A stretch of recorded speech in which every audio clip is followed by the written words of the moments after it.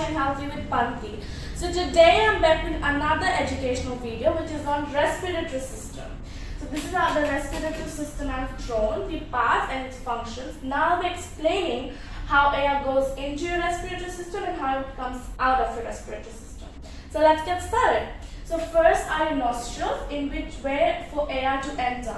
Nostrils are the way for air to enter. These are the two holes here. From the nostrils, it goes to the nasal cavity. The nasal cavity purifies the air with the help of cilia, which is your nose hair, and mucus, which sticks dirt and forms boogers. So in your nasal cavity, air is purified. After that, it goes to the oral cavity. Oral cavity is a term given to all the structures inside the mouth. So oral cavity is every structure inside the mouth. So in this, they let air and food enter and moisten food with the help of salivary glands. So in oral cavity, air and food enter and moistens food with the help of salivary glands, which produce saliva. Okay. From there, it goes to the pharynx. In the pharynx, they channel the air down the airways and it receives air from the nasal cavity and receives food and water from the oral cavity. So in the pharynx, it channels the air down the airways and receives air from the nasal cavity and food and water from the oral cavity. After that, it goes to the epiglottis. Epiglottis, this part, it keeps food and air from entering. Keeps food and air from entering the respiratory system. This is a more detailed structure of how epiglottis works.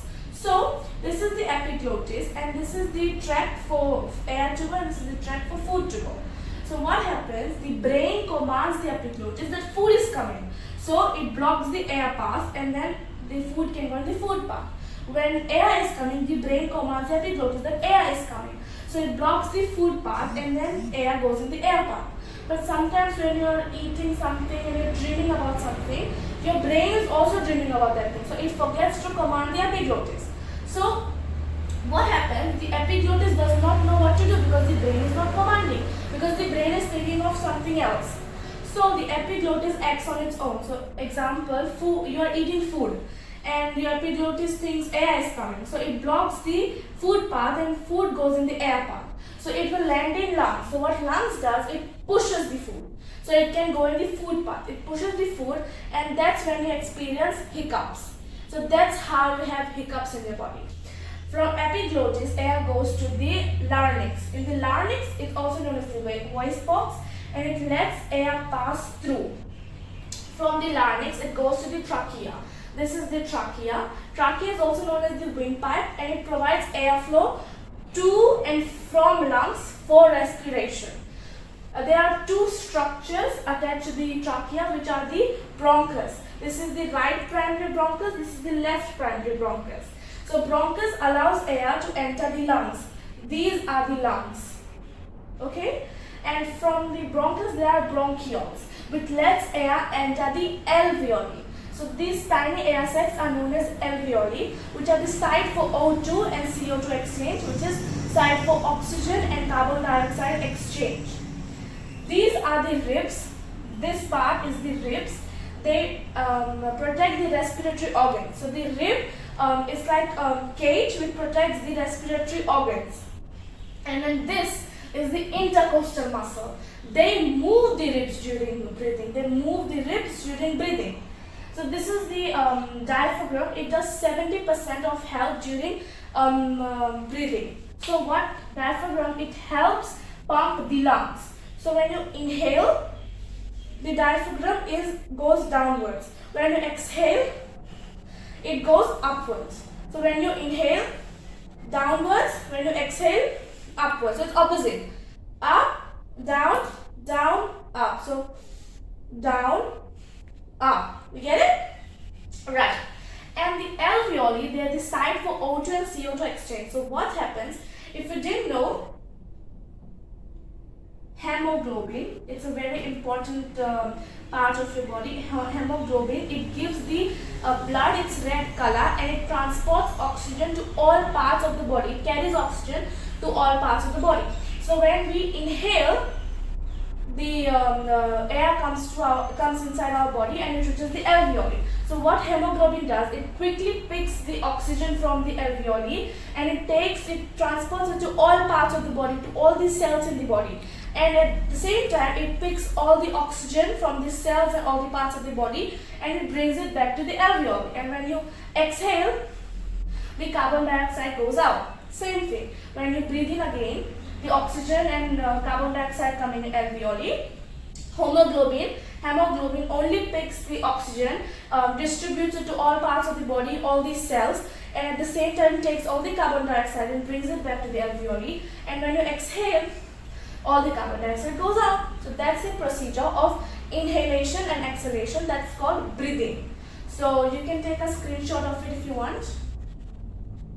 Guys, now I will be telling you how coronavirus enters your respiratory system. So it's basically the same way as air enters, but I'll tell you. So the virus enters through the nostril and settles in the nasal cavity, and in its way it destroys all the healthy cells till here and it enters the lungs.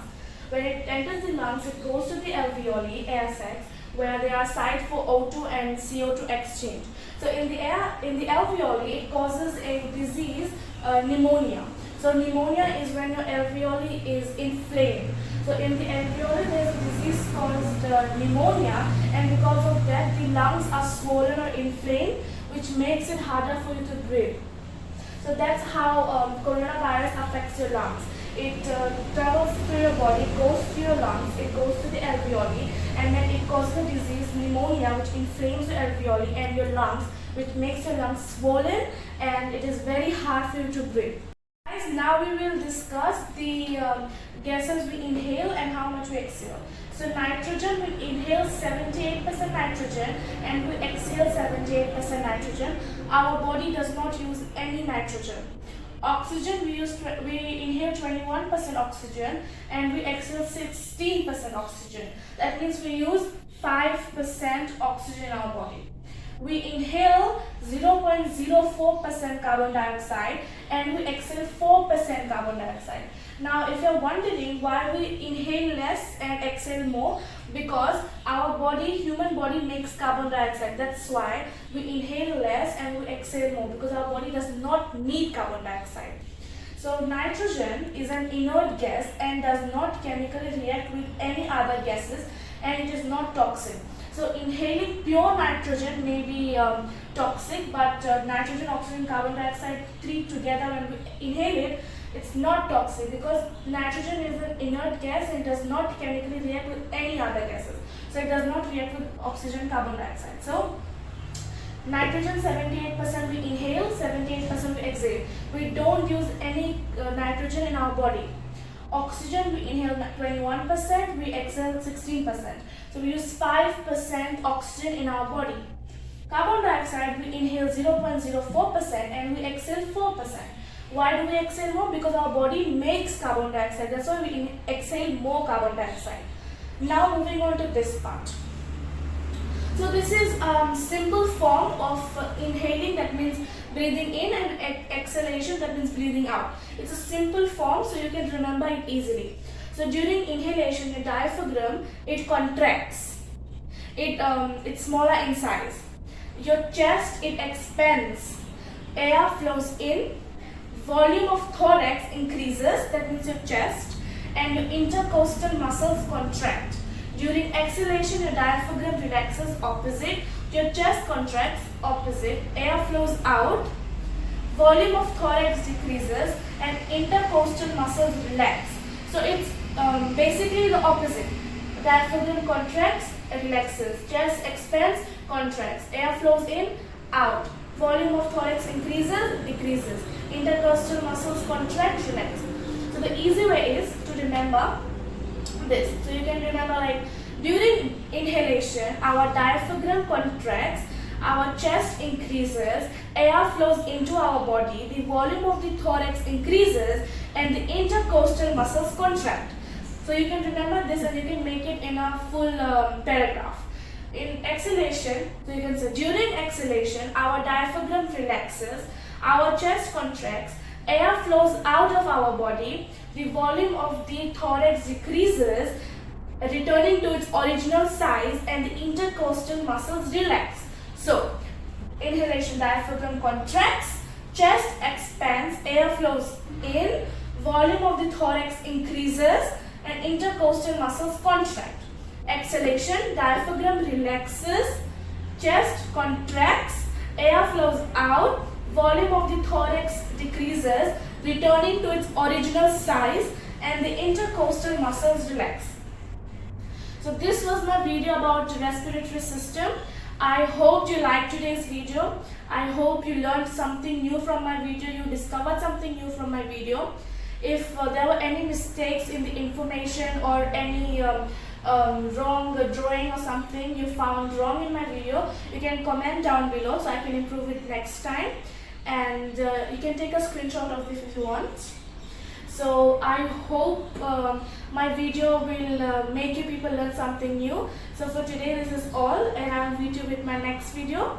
If you enjoyed my video, please like, share and subscribe to my YouTube channel.